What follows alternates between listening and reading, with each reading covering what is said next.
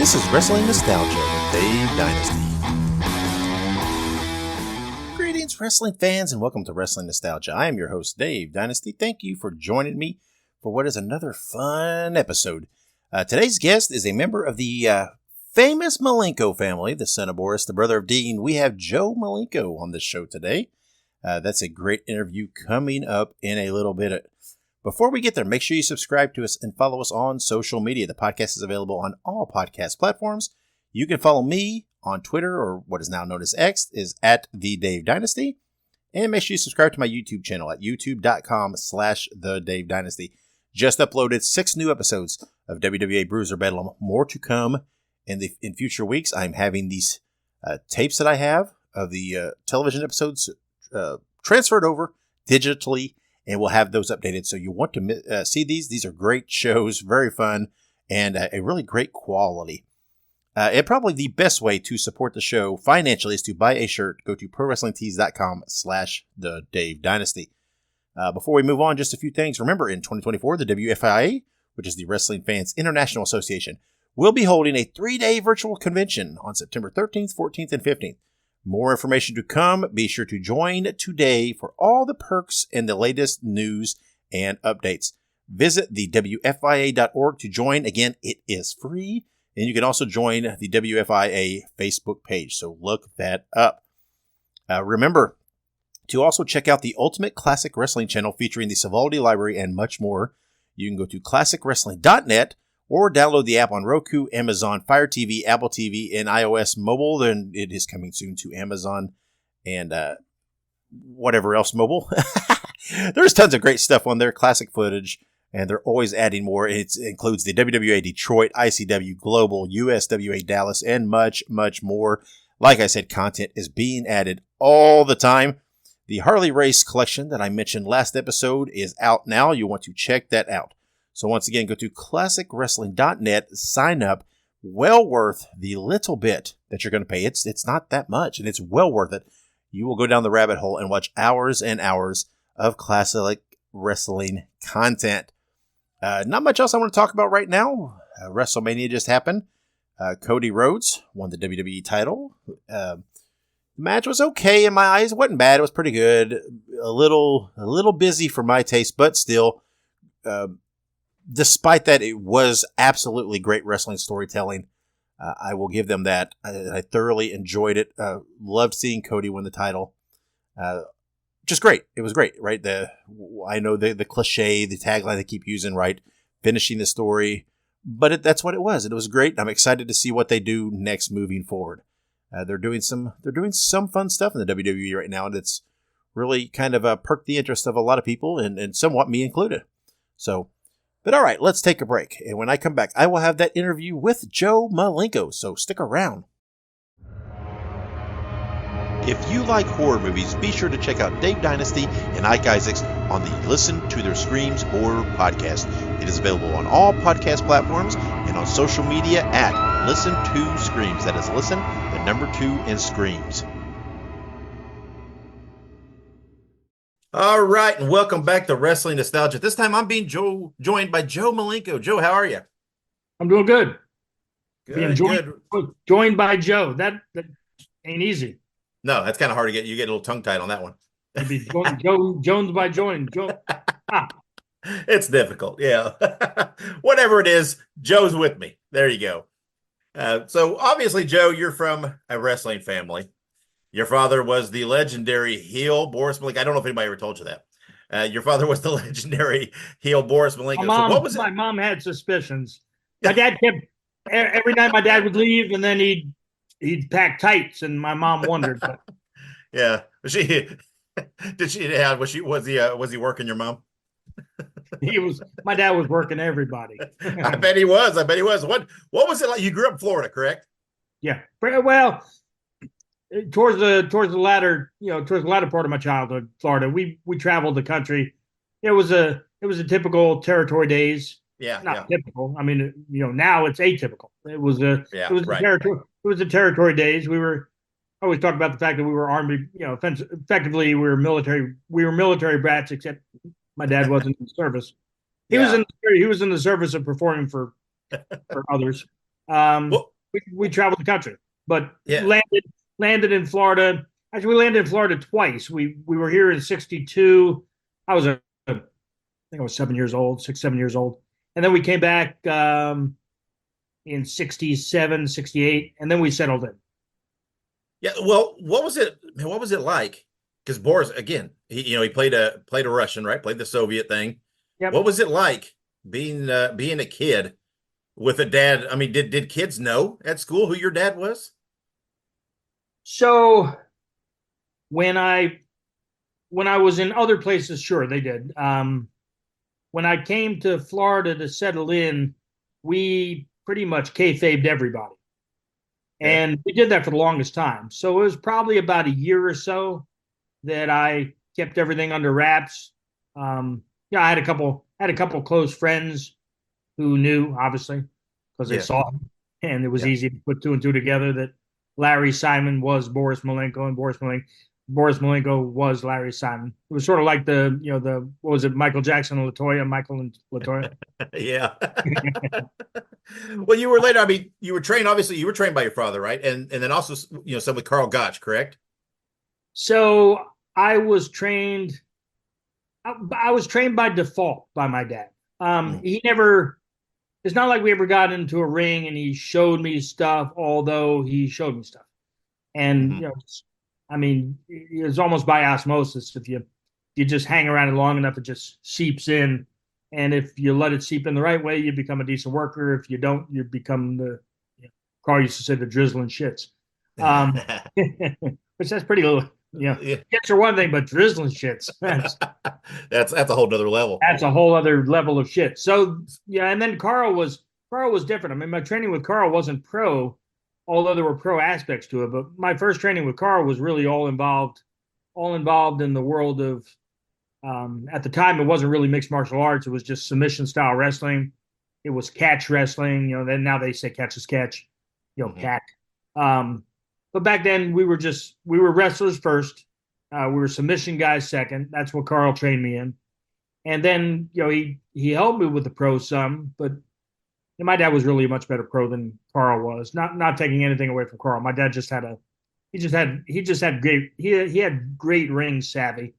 Yeah. Well, Carl was. I mean, that was a different time, right? A different style, and so it was. Yeah, but so you debuted around '77, and soon though you were working in Mexico, right? You worked as Carl Gotch Jr. for a while, right? Whose idea was that? How did that come about? Well, so to correct, I really started in the business when I was like 17 years old, and I was refereeing. Oh, okay, yeah, right. I refereed in. I refereed in Florida. Eddie and my dad were not best of friends, but there were moments where things kind of gelled because they made each other. My dad made Eddie a lot of money, and my dad, my dad got paid what he got paid. But they had a long-standing one of the greatest feuds of all time. Was a long-standing feud. They say it lasted for about 10 years. I'm not sure if that's correct. When I do my math, it doesn't make sense. But other people say, they had one of the longest running feuds. So, my dad went to Eddie at one point and said, can my kid maybe work a little bit? And Eddie gave me a chance to referee. So I refereed around the state of Florida. I refereed everybody who was anybody from my dad to Dusty. And then I went up. I was up in the Carolinas for a while. I refereed up there. Flair always tells the story that one of his favorite stories, and obviously and one of mine, just because I looked good. I was in pretty good shape. I was training pretty heavy with Carl at the time. So I was up there, and Ole Anderson had a moment to get on the mat with me, and I kind of taught him some things. So Flair reminds me of that. That's one of his favorite things, is that here's this 17-year-old kid that kind of took some care of a guy who was considered pretty tough at the time. Anyway, that's me. That's me pat myself on the back. Well, that was a pretty common way to break into the business back then, right? I mean, if you were a second generation, especially, it was to start reffing and get that feel, and you're right there, right? You're the third man in the ring, so you can get some of that feel for timing and this and that. So, I mean, that was a pretty common thing back then. Yeah, and then you're right. Then as I was up in the Carolinas, guy by the name of Abe Jacobs, who was just a phenomenal guy, really, great hand from New Zealand, just a super nice guy. My dad asked him to help me out because I was getting ready to go to Mexico. So Abe went down and worked with me some and got me prepped and ready to go down to Mexico. And Carl came to me. So Carl arranged for me to go down there and work for Flores, which was one of the promotions at the time. Yeah. Bunch of great guys in the promotion, bunch of great, luchas. And so I worked for Flores. Carl, before I went down there, actually came up to me and he said, I would like for you to take my name and be Carl Gotts Jr. if you're okay with that. And I just looked at him and went, are you kidding me? I mean, that'd be awesome. So I took his name. I went down there. I was okay. No, there were two things. One is I was fairly new in the ring, so I didn't have my ring generalship as well down pat as I should have after, being in a few years. That changed. I got better. So that was one thing. And then I was going down to a brand new style, the lucha style, which when you did certain things, it was just so different than in the States. You'd go to take a tackle and you'd kind of take the tackle, but you wouldn't fall. You'd take the tackle and you jump back. It was kind of weird. So I was learning that. And when I was down there, I had my saxophone. I was learning to play sax a little bit, so I brought my sax with me. They actually took a picture of me with the saxophone, so I'm sitting there playing the sax. And I'm in this magazine. It's my first time in a magazine, and I'm in there playing the sax. And there's a picture of Carl and I where we're together, head versus head. It was real, and I was all excited. I'm like, and it was all in Spanish, so I couldn't really read it. Yeah. So years later, I showed a buddy of mine who's from Buenos Aires, not Buenos Aires. He's from come on, Jody. He's from Venezuela. Okay. He's from Venezuela, and I showed him the.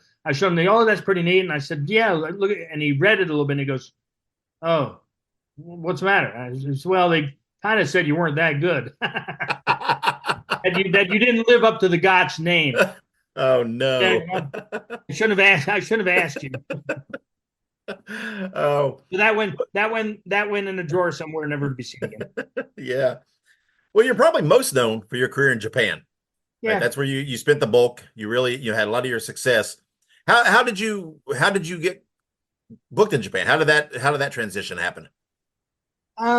Again, that was Carl at first because they were starting the UWF there. That was Tiger Mask, Sayama, Satoru Sayama, yep. and Fujiwara at the time, and Takeda and Maeda and all those guys. So they were coming together to Yamasaki. I always liked wrestling Yamasaki because I was tickled that I was wrestling a motorcycle. Which Yamasaki isn't, but Kawasaki Yamasaki. Yeah. So Carl set me up to go there the first time with UWF, and I got to know the guys there, and went a little bit there, and then eventually ended up over at Baba through being booked by Lord Blair's in Hawaii, which was again all kind of with Carl's assistance and guidance, and I made that my home. I never looked at the business as the place that I wanted to put my stake down and reside in for the rest of my life as my sole purpose. So yeah. I always did other things. So the wrestling business was just a piece of what I did. And I worked hard at it. I trained hard because I was first and foremost a wrestler, a legit guy. And then always did what I had to do to be as good as I could be. But I wasn't, like, my brother was fully vested. Yeah, that's right. All he wanted. He wasn't going to do anything else until he made it in the business. Thank God he made it because he didn't want to do anything else. Me, I'm okay going to Japan now and again, wrestling here in the States a little bit here and there. We had our wrestling school, so we trained a lot of guys. We trained a lot of guys who made it into the business and had careers. Yeah. And then we trained a lot of guys who trained a lot of guys who made it into the business and had careers. I always tell people it's kind of biblical. We begat this guy and this guy begat that guy. The whole begats. So I had one foot firmly planted in the business with my own with my own career, semi-pseudo career. I trained guys, I worked with guys, I did my thing, but I always was really kind of off to this side. Yeah. Well, while you were in Japan, that's when you started using the Malenko name, correct? And yeah. And then, at that time, you also teamed quite, semi-regular, I guess, with Dean. You talked about your brother. I mean, especially in the beginning. Yeah. Yeah. What was that like? How did you feel? Did you enjoy teaming with your brother? I mean, I hated him. He was a pain in the ass. Yeah. Yeah. He was a pain in the ass when he was a little kid. He was a pain in the ass when he was a little kid. He was a pain in the ass when he got older. I never liked my brother because, so there's a story about my brother and I. So my brother, he got along with people a lot better than I did. He had early in his life. Later on, he became a wise ass, and people didn't like him. But early on, so I'm 4 years older, and I would go out and play with guys. My brother would want to tag along all the time. He used to piss me off. I'd be like, "Shell, leave me alone. I'm older than you. I got friends. I don't want you hanging around." So one day we had this apartment in a place called River Garden Apartments where all the boys of Florida stayed. A lot of guys in Florida stayed. It's along the river in West Tampa, and there was a grassy area in the middle, like the grassy knoll. Only come on, JFK didn't drive through, so there was there was this grassy knoll, and my brother was out there, and guys were playing and stuff like that. And I came down from our apartment and I said, "Shell, let me play with you guys." And he gave me a hard time. I left, and eventually I came back, and they were playing soccer and stuff. "Can I play?" Here I am, the older brother, asking my brother if I could. So he yells at me to go ahead. So the soccer ball is sitting in the middle of this grassy place, and my brother yells at me to go ahead and kick the ball. He gets down at the other end. He goes, "Kick the ball to me, kick the ball to me." So I run at the ball as hard as I can, and I lay my foot into what I didn't know was my brother had sliced the ball and he filled it up with rocks. Oh no! I actually told that story at his first wedding. Oh man, He was a very loving brother. Yeah, I can definitely see the relationship there. I've walked a little weird since then.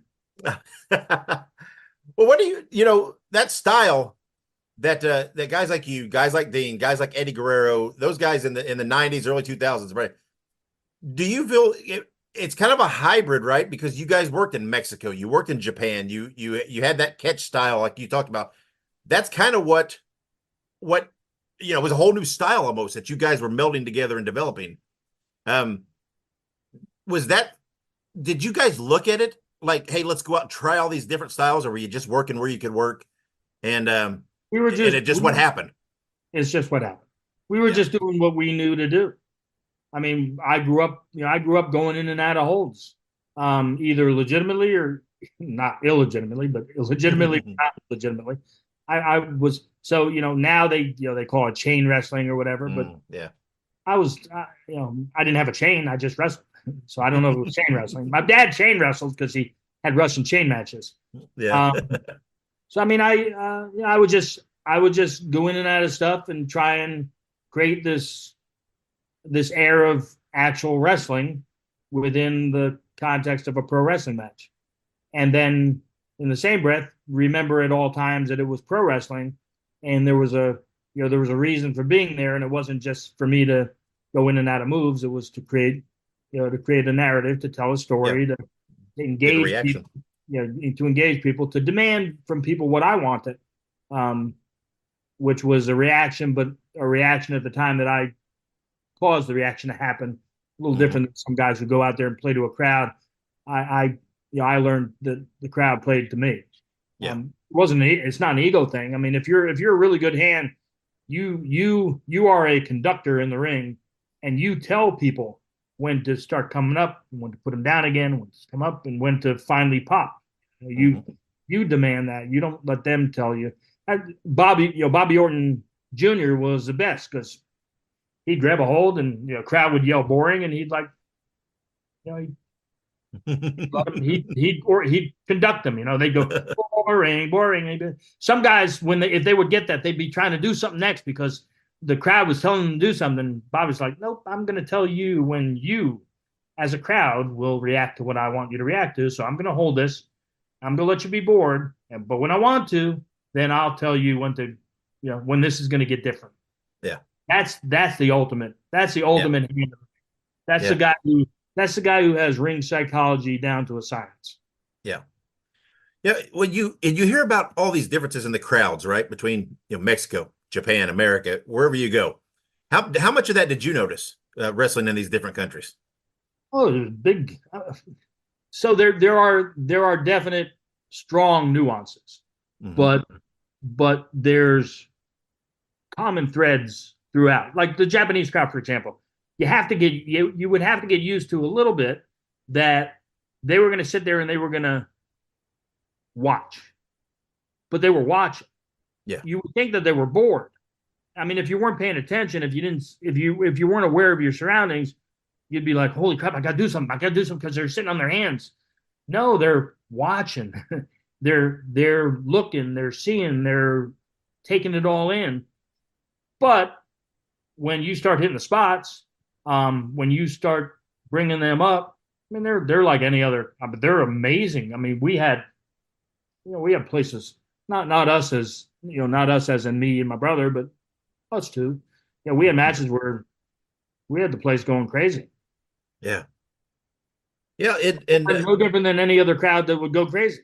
Mexico, right. Same. Here, same.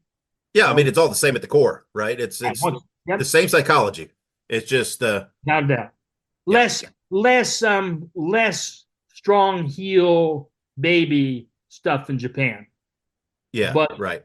But again, as you said, the underlying basis, the core psychology is pretty much the same.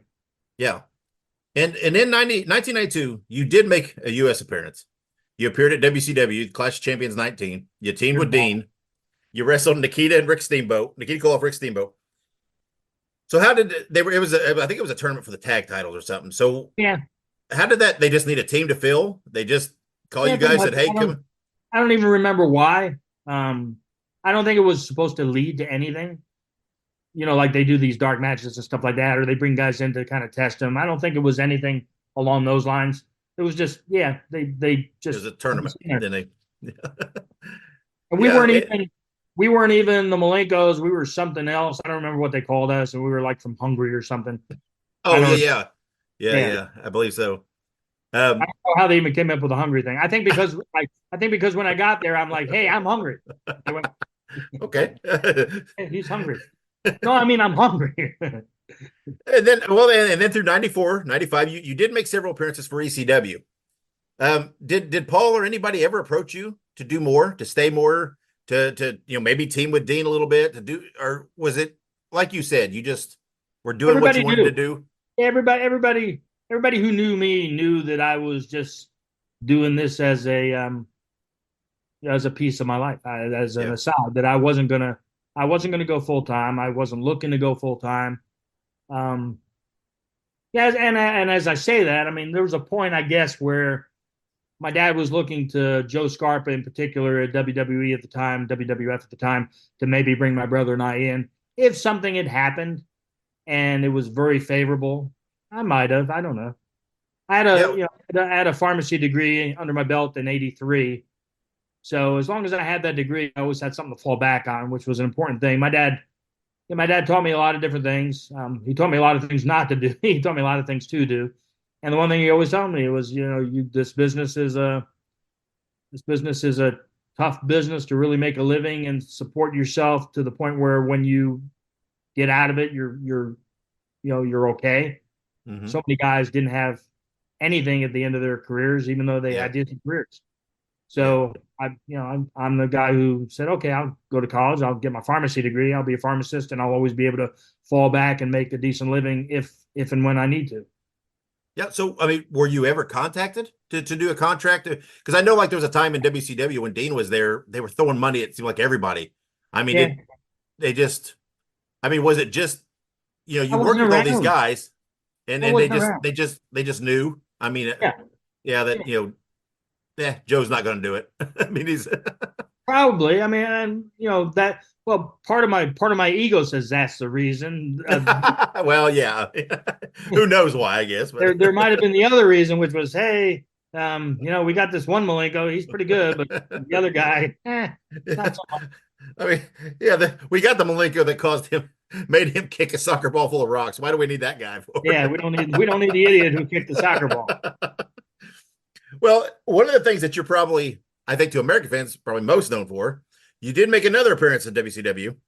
May 11th, 1998, on Nitro. You confronted Chris Jericho during his feud with Dean. How did that come about? Right? Because Dean was he? I mean, I don't know if he was injured or if it was just part of the angle or what the case may be. How did that come up to have you come up and just make this one-off appearance in this feud? Again, I don't know the backstory. I just know that at one point my brother came to me and said, "Hey, you wanna be on TV?" Like, okay. I don't even remember if I got a payday for it. Frankly, they might have given me a hot dog or two or something. I'm big into eating, so yeah. It just seems odd. I mean, how come? I mean, they didn't even do. You would have thought it maybe a handful of appearances, right? Led to, a match somewhere, a tag match or something. But it was just this one-off thing.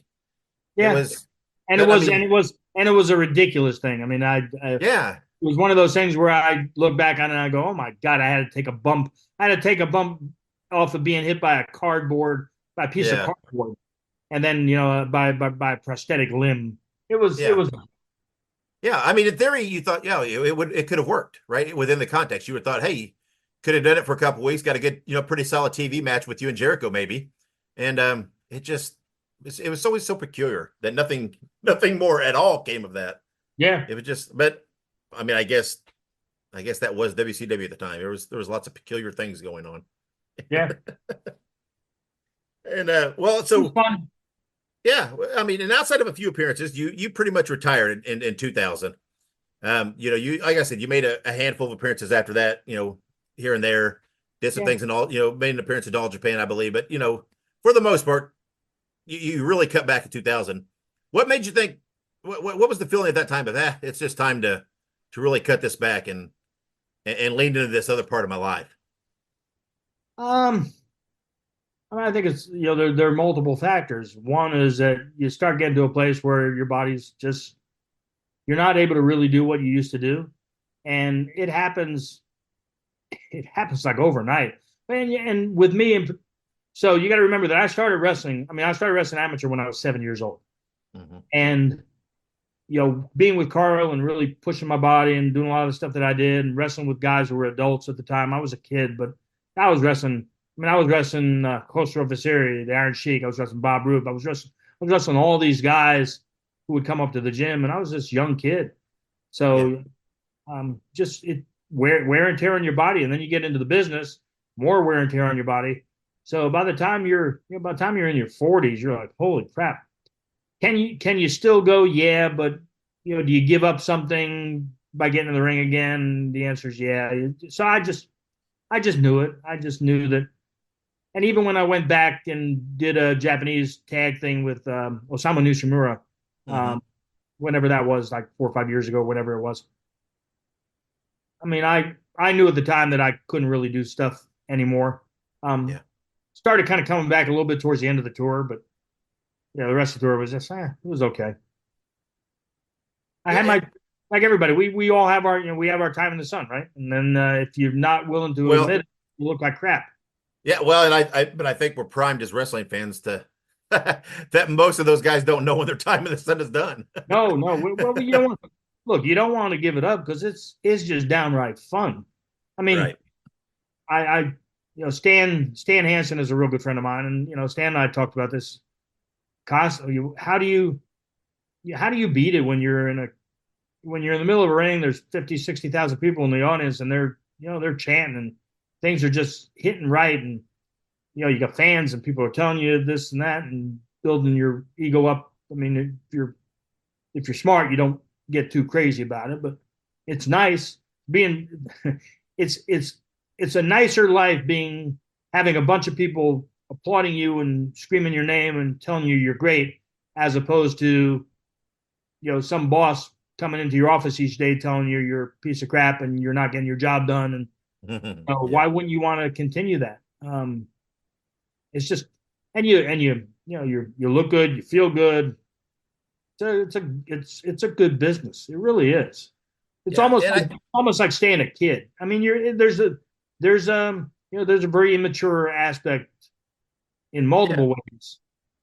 Being a professional wrestler. Yeah, and I think you kind of spoke of it too. Unlike a lot of them, you had a degree, right? You had a career you were already set to pursue that you knew was there, and you chose to pick and choose your spots, right, and not let it consume you, which so many guys do, right? They get consumed by the business, and that's who they are. And they start believing their own hype. Sometimes they get enough smoke blowing up their rear ends that they get all smoky. Yeah. So why do you think why were you able to separate that? What is it you think? Was it your dad? Yeah. I mean, did he? Yeah. My dad was very grounded. And as good as he was, and it's not because he's my dad that I say what I say about him.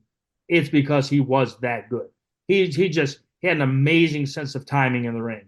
He didn't have 50 million holds, but man, he could do the right thing at the right time and cause a place to just go freaking crazy and either get them crazy laughing or crazy, I want to kill you, chase you out of the parking lot and murder you.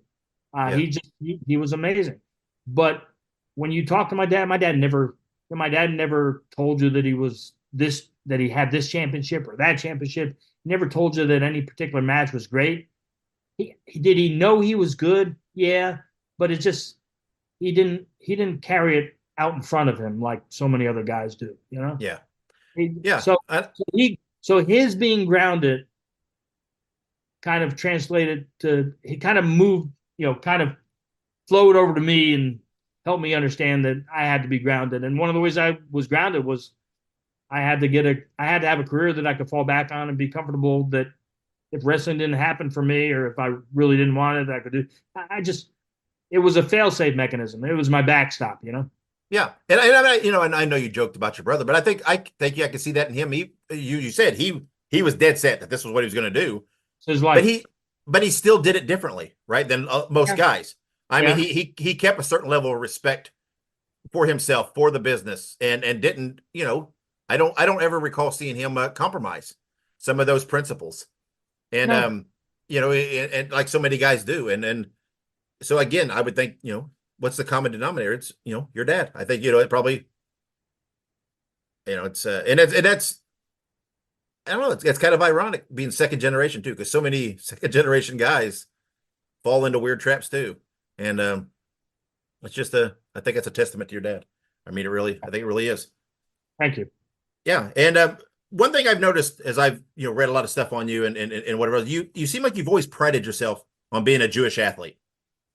Did you ever encounter any issues when you were within wrestling being Jewish? Because I know that sometimes it was a shady business, not a kind business. Did you ever encounter anything because of your faith in your religion? Well, I mean, I did in my life, but I never really did in the business. Not as there was not anything that was ever blatantly anti-Semitic. Sure. Hearing me in the face. My dad encountered a poorer treatment of himself multiple times during his life because he was Jewish. Mm-hmm. But other than some personal things that happened when I was a kid by other kids because I was a Jew. Yeah, I had no problem with it. Yeah. Yeah. Well, that's good. Because sometimes, like I said, sometimes the business, you get, people get carried away with the ribbing when they find certain things out and this and that and, whatnot. But again, I mean, you didn't really put roots down much of any place to stay around too. I mean, but it's not, I don't know. I guess it's not exactly that you were going around and trumpeting that you were Jewish to everybody either. But everybody knew. And if anybody was going to make fun of anything, I was fine with it because we were all tough. I mean, in the business back in the day, everybody was a ribber. I mean, those who weren't got ribbed, and they either just took it or they took a hike. And the more you got ribbed, if it bothers you at all, it was like chum in the water. Yeah. So how about you? How about you? Were you a big ribber? No. No. I mean, I was. Yeah. Yeah. No, but nothing super outlandish, right? Just Nah. I mean, I did a couple cute little things in my time, but nothing crazy. did you ever get the opportunity and chance? Did you ever rip rib your brother?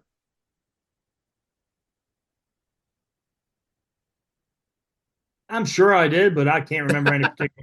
I guess your entire childhood, maybe, right? You guys probably grew up ribbing each other, didn't you? I used to rip them all. Yeah, I ripped them all the time. Like we'd be in the car and I'd be telling my mom and dad like about a story about a place that we were and stuff like that, and then eventually my brother would be like, yeah, I remember that we were there, and then I'd look at him, I go, we were never there, it never happened, and then you go, Mom, Dad, pissed him off every time. Yeah. Oh, that's funny. So do you still occasionally make convention appearances? I know I think a few years ago you made one in Florida for a convention, but I mean, are you still open to those things if they come about and the situation were right? I mean, look, I'm open to them, but I'm a realist. I had a career that was in Japan mostly, wasn't full time. I wasn't a superstar top tier guy. Although if you ask anybody nowadays, they're a superstar. Yeah, all the WWE guys are superstars, right? No, there's no boys anymore. They're just all superstars. Yeah. Yeah, I'm a WWE superstar. I wrestled 3 times. I wrestled 3 times, and I did this and I did that. So most of the time, I just realize that I'm not the guy that's going to bring a bunch of people to my table. I don't have merch. I don't have any merch, so it's not like I'm going to sell anything. I did a thing in Philly, and it was kind of funny. There's a few people who knew me, and they're like, "Oh my gosh," and that's nice, and it's fun to meet people, and they're very friendly and very respectful. But Bret Hart was sitting here across the way, and his line was wrapped around the building. So there were a bunch of his people in line, and they were in front of my table. And I'm looking up like, maybe they're going to come talk to me. But they were waiting for Bret Hart. They were looking my way. And then, of course, the funniest thing for me is always, so people see the name Malenko, and so they come up and they'll be talking to me, and I'll be talking back, and then they look at me and they go, Dean, right? Oh. And I'm like, no, I'm not Dean. He's a mean guy with the rocks in his ball. No. I'm the better Malenko brother, right? I always tell people I'm the man of 1,001. Oh yeah. Yeah, there was that one hold I never taught him. I used to brutalize him when he was a kid. When we were on the mat, I was older, and I was a mean guy on the mat, and I felt bad about it. I felt bad about it later. That's probably why he did what he did with the ball. I think he did the ball first, and then I brutalized him later on in life. But yeah. Yeah, he's always been so quiet and composed in front of the camera. They always say a lot of those kind of guys in the locker room behind the scenes are the biggest cut ups and the biggest jokes. He's got a very dry sense of humor. And the funny thing is people who know him who don't really know me will meet me or something. Like, oh my God, you're just like your brother. I'm saying, no, he's just like me. I'm older. You're older, yeah. I'm older. He's just like me. Yeah. He just had more TV time. That's all. He had a lot more TV time. And look, he set himself on a phenomenal path of his career that he just, sure. I mean, he worked against so many great guys, had so many great matches. He had matches that were barnstormers that, some of the largest pops in wrestling are attributed to my brother. Like when he took the mask off with Jericho, I forget what was he, syncope or something like that. Yeah, psychosis or something like that, or and then he was in the WC ECW. So I'm sorry. In ECW, his matches with Guerrero with Eddie towards the end. Oh yeah. Those are textbook. Here's what you want to do if you ever get in a ring. Yeah, I mean those. Yeah, that's what I said. That style and a guy like him, right? Because he wasn't a huge guy. Helped change, right? Helped open doors for a lot of guys that followed.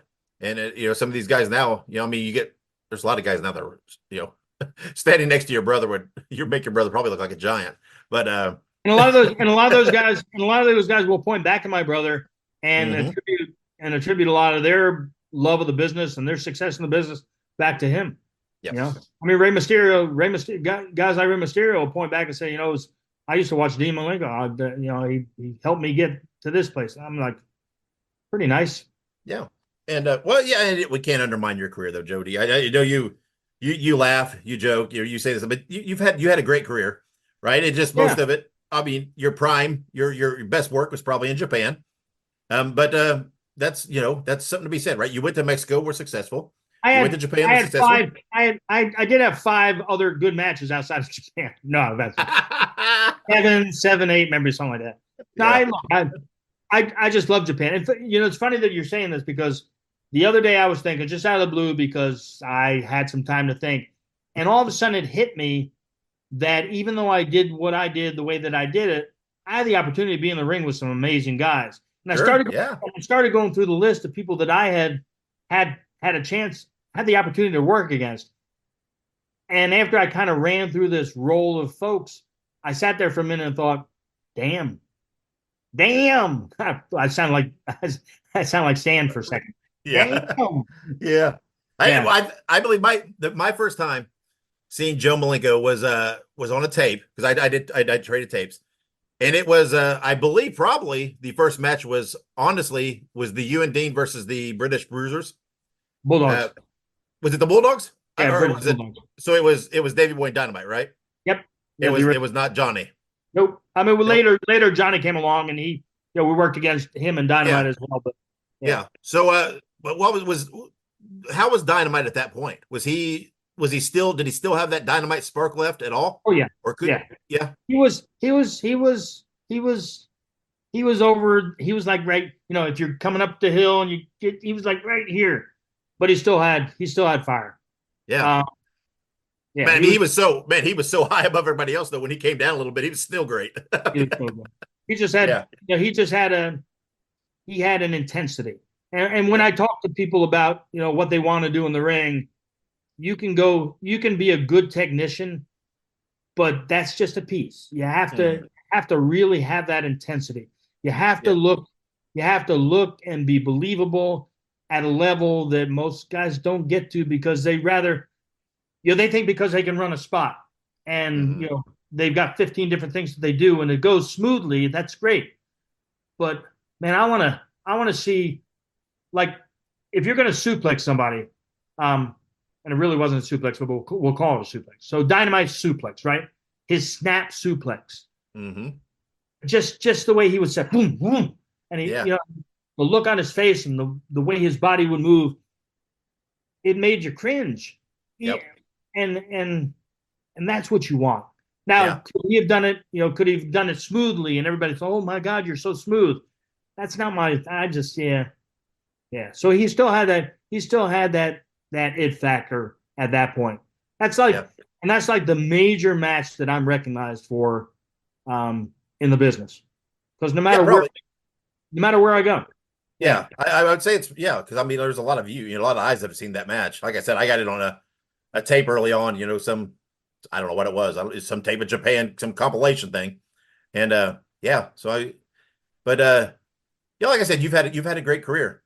And and like I said, I know you joke, but like you said, when you reflect, man, the guys you've worked, it's pretty remarkable.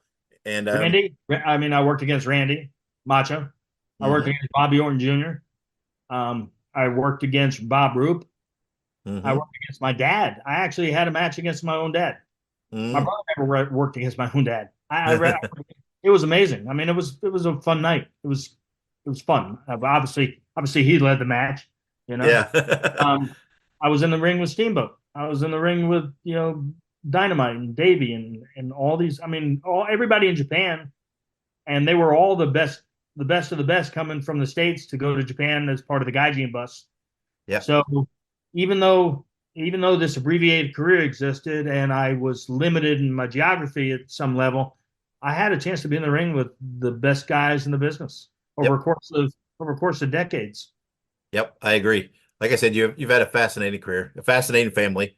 Your dad's obviously a legend. You and your brother were great in your own right.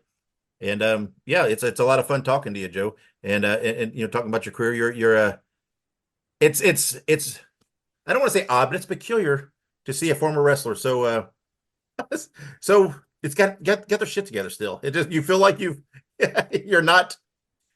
didn't come out of the wrestling business worse. It didn't feel like, right? You had a level head on, you had your priorities, you knew what was what, the expectations, what was there. And because I understood the business. I mean, I understood what the business was all about because I grew up in it. Yeah. I wasn't the guy to ever say, I was a world champion. I was the guy to say, yeah, I was in a position where they gave me a belt, because I served a purpose at the time. Yep. I understood my place. I understood how I got where I got when I got there. And it's not feigned humbleness. Somebody once said, "Oh, you're trying to be too humble." So, no, it's not feigned humbleness. I just understood. I'm not a humble guy by nature. I mean, I've got my ego, but my ego is only based around things that I know my ego can really grab onto. And I didn't win a world title. I didn't win. I never won a match. I never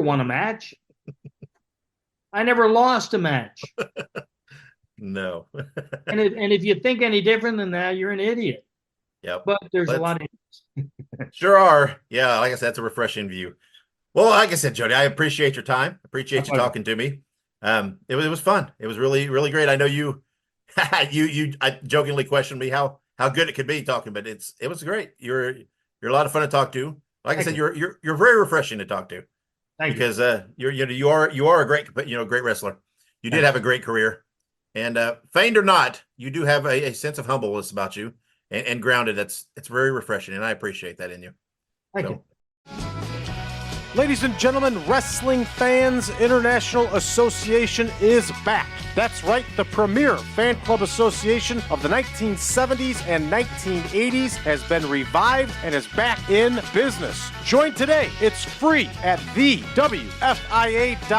That's thewfia.org. You can also join us on Facebook at facebook.com/groups/WFIA 1969. All right, and welcome back to Wrestling Nostalgia. I am Dave Dynasty. Thank you to Joe Malenko for joining us. That was a fun interview. It was good talking to him. What a great guy. What a sense of humor. Very humble man who's had a great career, and just very refreshing. Like I told him, it's very refreshing to come across someone who has accomplished and done the things he has done, and to be so humble. It's a great thing. So hopefully you enjoyed that as well. We have some more great interviews coming up. Next episode will be coming in a week. Again, you know me, I don't like to jinx things. And so until the interviews are in the bag, I don't announce anything. In the near future, I might do some fun things, some deep dives into some time periods of classic wrestling, particularly in the WWA, Bruiser, Bedlam, the Midwest, etc. So watch for all that coming up. Again, more interviews, lots of fun stuff coming up. So we'll have a new episode in a week. Please join the WFIA. It is free. You receive a bi-monthly newsletter. You just can't miss out on this, guys. It's a great union of fans who enjoy the sport and enjoy talking and communicating with each other. So check them out. Go to the WFIA Facebook group and join, but make sure you go to thewfia.org and join there. Once again, it is free. Make sure you subscribe to the podcast. Follow us on all the social media platforms that I am on. Make sure you subscribe to my YouTube channel to see all that classic wrestling content. Buy a shirt from Pro Wrestling Tees. Do all those fun things. But until next episode, make sure you follow me. I'm always sharing cool stuff on social media. But until then, wherever you go and whatever you do, be good, be safe, and always keep on growing.